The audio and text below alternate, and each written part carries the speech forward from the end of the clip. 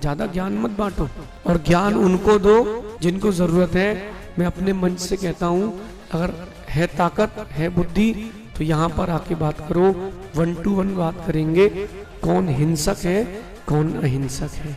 कुछ लोगों का ये मानना है कि दिगंबर मुनि मोरों को मार करके पिच्ची का निर्माण कराते हैं। 15 लाख मोरों को जैन श्रावकों ने, जैन मुनियों ने मरवा दिया। अरे अज्ञानी है, विरोध वहां कर रहे हैं जहां विरोध की कोई जरूरत ही नहीं है। कभी आपको लगता है कि जीव दया आपके अंदर है तो जाके स्लॉटर हाउस को बंद कराओ ना। मुर्गी पालन केंद्र है, मछली पालन केंद्र, उनको बंद कराओ। जिनको कपड़े पहनने की तमीज नहीं है वो दिगंबरों को समझाएंगे कि हिंसा क्या अहिंसा क्या। विचारणीय विषय। इंडिया मांस निर्यात में 2nd नंबर या टॉप पे आ चुका है, तो थोड़ा जाके गवर्नमेंट को समझाओ।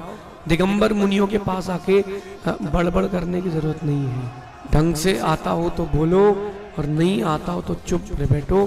तुम्हारे एक स्टेटमेंट से तुम्हारी ही गरिमा गिरेगी, किसी और की नहीं गिरेगी।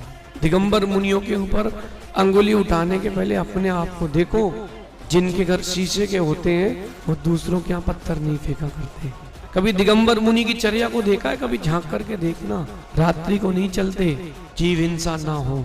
जिनके सिद्धांत पर देश को आजादी मिली हो उन महावीर स्वामी पर उंगली उठाने का कोई अधिकार नहीं है। समाज को एक्शन लेना चाहिए। जैन समाज को भी इसका विरोध करना चाहिए। कहीं राक्षस प्रवृत्ति के लोग ये देव कुल पर हावी ना हो जाए। गुरुओं के सामने किस तमीज से बोलना चाहिए ये आना चाहिए। जैन मुनि जब भी कहते हैं अपनी भाषा समिति के साथ कहते हैं। जिन मुनियों के लिए और जिस धर्म के लिए प्रशंसा की गई है, हाथ जोड़ करके उस धर्म की किसी को निंदा करने का अधिकार नहीं है। जिनसे गलती हो चुकी हो कम से कम मैं उनसे कहता हूँ कि क्षमा मांगे, और अगर क्षमा मांगने लायक नहीं हो तो देश छोड़ करके जाएं। ऐसे लोगों की देश में कोई जरूरत नहीं।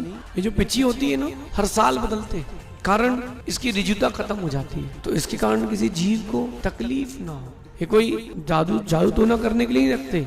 जैन समाज तो अपने व्यापार में बहुत व्यस्त है, शायद अब उसको धर्म से भी कोई मतलब नहीं है और साधुओं से भी मतलब नहीं। इतना बड़ा स्टेटमेंट हो गया और अभी तक आप लोगों ने कहीं ज्ञापन नहीं दिया, अभी तक आप लोगों ने कोई एक्शन नहीं लिया। और अगर ऐसा ही चलता रहा तो गुरु नहीं बचेंगे तो मंदिर भी नहीं बचेगा। आपके बच्चों को संस्कार कौन देगा? जिसके पास अच्छी भाषा नहीं है उसको बोलने का अधिकार नहीं।